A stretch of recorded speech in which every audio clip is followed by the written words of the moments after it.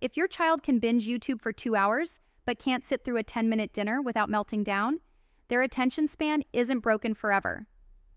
I'm going to walk you through the exact 3-week timeline that reverses screen damage and what to expect each week so you don't give up. Here's what most parents don't understand about attention recovery. Your child's brain has been trained to expect dopamine hits every few seconds from screens. When you remove that constant stimulation, their brain goes through an actual withdrawal period before it can rebuild normal attention circuits. If you don't know what to expect each week, you'll think it's not working and give up right before the breakthrough happens. Week 1 is the hardest, and I need you to hear this. It gets worse before it gets better.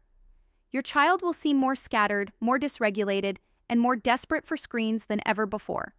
This is withdrawal. Their brain is panicking because its primary dopamine source disappeared. You'll see increased meltdowns, more "I'm bored" complaints, and very short attention spans on everything. This is not failure.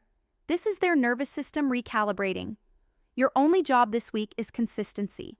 Stick to your new screen limits no matter how hard they push back. Week 2 is where you'll see the first green shoots. The meltdowns will decrease in intensity and frequency. You'll notice moments, maybe just 5 or 10 minutes, where your child engages with a toy or book without asking for the iPad.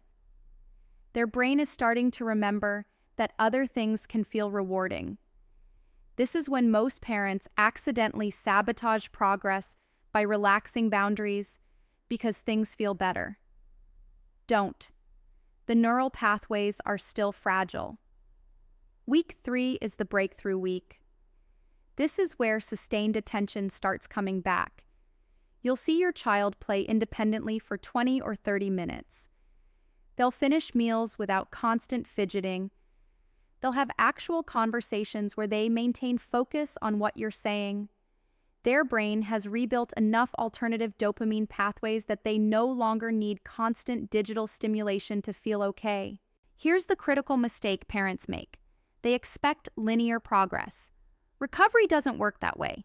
You'll have bad days in week 2 that feel like week 1. You'll have amazing days in week 1 that make you think you're already done. The timeline I just gave you is the overall arc, but daily fluctuations are completely normal. The key is tracking the weekly trend, not the daily mood. One actionable insight that makes week 1 survivable: front-load alternative dopamine sources. Physical movement is the fastest way to help their brain feel good without screens. Every time they start escalating or begging for the iPad, redirect to something physical. Jump on the couch 10 times. Run around the house twice. Do a dance party for 1 song. This gives their brain a dopamine hit that isn't digital and starts building new reward pathways immediately. If you're in the middle of attention recovery right now and it feels impossible, drop a comment and tell me what week you're in. And check the link in the description for our day-by-day breakdown of what to expect and how to handle the hard moments without breaking your boundaries.